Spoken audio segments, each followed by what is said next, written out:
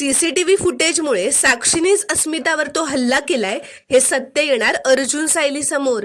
श्री स्वामी समर्थ प्रेक्षकांनो, आता अस्मितावर साक्षीने जो हल्ला केलेला असतो त्यानंतर सायली अर्जुन तक्रार नोंदवायला पोलीस स्टेशनला आलेले असतात। तर पोलीस विचारतात की अस्मिता मॅडमचं कोणाबरोबर वैर वगैरे होतं का? तर सायली म्हणते तो पुरुष नव्हता, ती बाई होती। तर पोलीस विचारतात तुम्हाला त्यांचा चेहरा नाही दिसला का? तर अर्जुन म्हणतो सीसीटीव्ही कॅमेरा इन्स्टॉल केला होता मी, त्याचं फुटेज सुद्धा आणलंय मी। तर आता ते सीसीटीव्ही फुटेज बघत असताना सायली असं म्हणते की चेहरा स्पष्ट दिसत नसला ना तरी कळतंय की ती बाई आहे।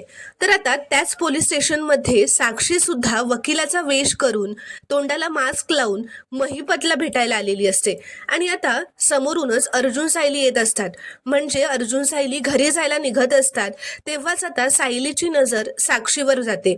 पण आता साक्षीने मास्क घातलेला असल्यामुळे तिचे फक्त डोळे दिसत असतात आणि ते बघून सायलीला संशय येतो। सायली आता साक्षीकडे बघतच राहते, कारण साक्षी अस्मितावर हल्ला करायला जेव्हा आलेली असते तेव्हा सुद्धा फक्त सायलीनेच साक्षीला बघितलेलं असतं आणि तेव्हा तिचे डोळे फक्त दिसलेले असतात आणि ते सायलीने पाहिलेलं असतं, म्हणून आता सायलीला साक्षीवर संशय आलेला असतो। तर आता पुढील भागात सायली साक्षीला थांबवू शकेल का हे पाहणं खूपच रोमांचक ठरणार आहे। व्हिडिओ आवडल्यास एक लाईक नक्की करा आणि चॅनलला प्लीज सबस्क्राईब करा।